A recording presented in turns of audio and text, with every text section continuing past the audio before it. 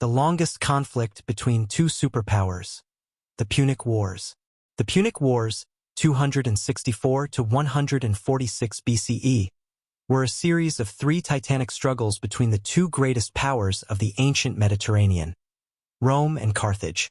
These wars, fought over nearly 120 years, were characterized by a fierce rivalry for dominance in the Mediterranean world. The wars are among the longest and most significant conflicts in ancient history, as they not only shaped the destinies of Rome and Carthage but also laid the foundation for the Roman Empire's rise as the dominant force in the ancient world. The Punic Wars involved epic battles, strategic maneuvers, and legendary commanders such as Hannibal and Scipio Africanus. The war's stakes went beyond military victory. They were about control over trade, influence, and the future of the Mediterranean world. 1. The First Punic War, 264 to 241 BCE, the struggle for Sicily. The First Punic War was sparked by a dispute over the island of Sicily, a key strategic territory that lay between Carthage and Rome. Both powers recognized the importance of Sicily as a gateway to controlling the Western Mediterranean, and their competition for dominance over the island set the stage for a prolonged conflict. Causes of the war. Sicily as a strategic territory. The island of Sicily, rich in grain and located at the crossroads of Mediterranean trade routes, was the initial battleground of the war. Rome sought to expand its influence beyond the Italian peninsula, while Carthage wanted to protect its commercial and naval interests in Sicily, where it already controlled several cities. Roman expansionism versus Carthaginian naval power. Rome, a rising land power, and Carthage, the dominant naval power of the Western Mediterranean, both had aspirations of expanding their influence. The war began when Rome intervened in a local conflict in Sicily, challenging Carthaginian dominance on the island. Key battles and strategies.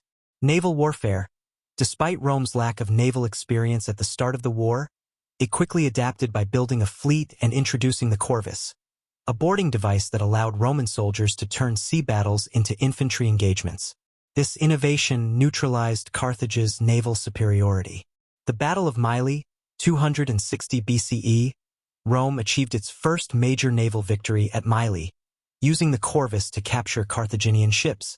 This victory marked the beginning of Rome's rise as a naval power.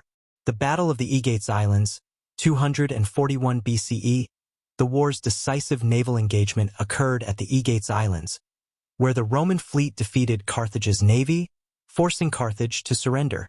The loss of its fleet and the inability to supply its forces in Sicily led Carthage to negotiate peace. Consequences of the First Punic War. Roman victory. Rome emerged victorious, gaining control of Sicily, which became its first province outside the Italian peninsula. Carthage was forced to pay a large indemnity and lost its naval dominance in the Western Mediterranean. Carthaginian resentment. Despite the peace treaty, Carthage's defeat left it humiliated and resentful. The loss of Sicily was a blow to its economy and prestige, setting the stage for future conflicts. 2. The Second Punic War, 218 to 201 BCE, Hannibal's invasion and Rome's survival. The Second Punic War is arguably the most famous of the three Punic Wars, primarily due to the military genius of Hannibal Barca.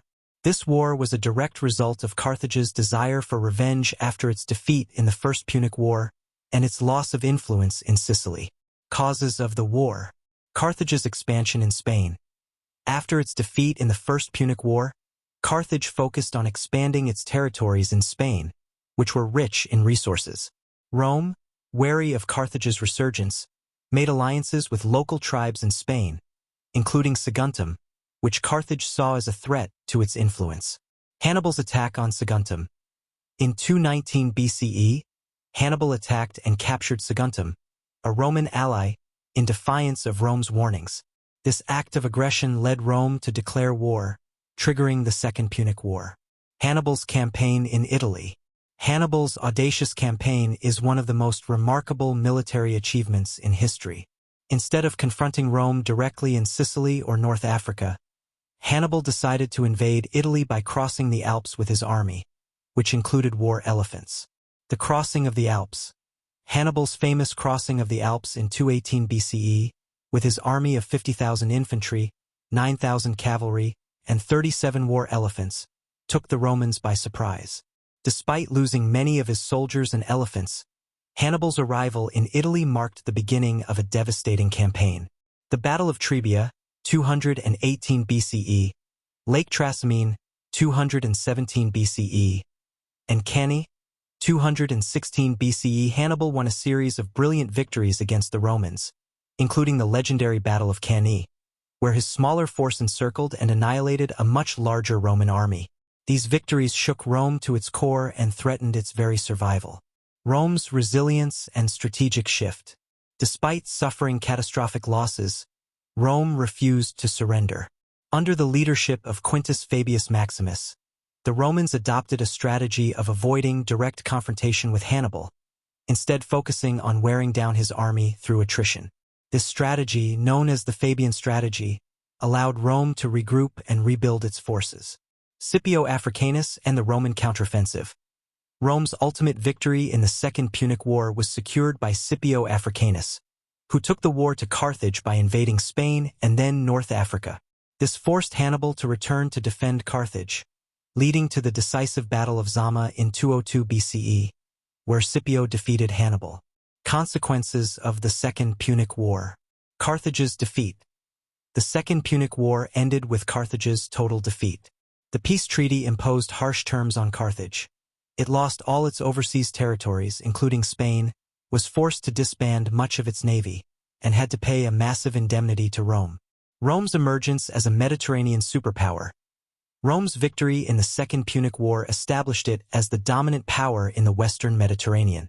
Carthage, though not yet destroyed, was reduced to a second-rate power, while Rome began its expansion into Spain and other territories. 3. The Third Punic War, 149 to 146 BCE, the destruction of Carthage. The Third Punic War was the final and most destructive of the Punic Wars.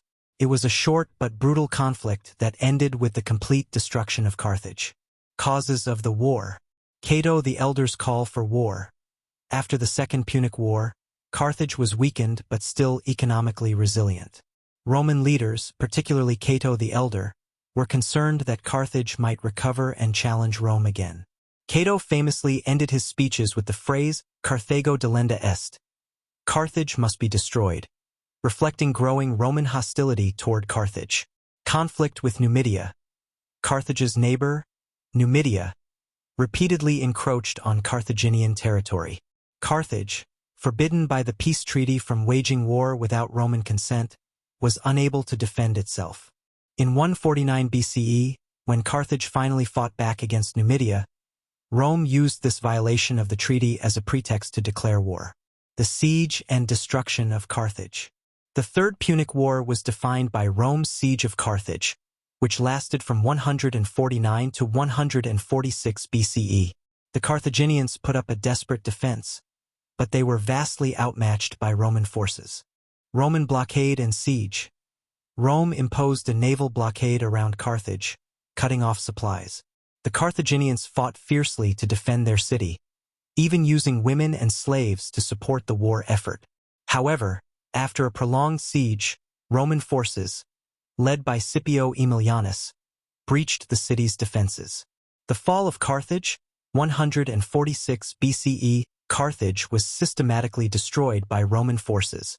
The city was burned to the ground, and its population was either killed or sold into slavery. According to legend, the Romans even salted the earth around Carthage to ensure that nothing would grow there again, though this story may be apocryphal. Consequences of the Third Punic War. The complete destruction of Carthage. Carthage, once the greatest maritime power of the Mediterranean, was utterly destroyed. This territory was annexed by Rome and became the province of Africa. Rome's unchallenged dominance. The destruction of Carthage marked the end of any significant opposition to Roman rule in the Western Mediterranean. Rome's victory allowed it to turn its attention to further expansion, particularly in the Eastern Mediterranean, where it would soon conquer the Hellenistic kingdoms of Maced.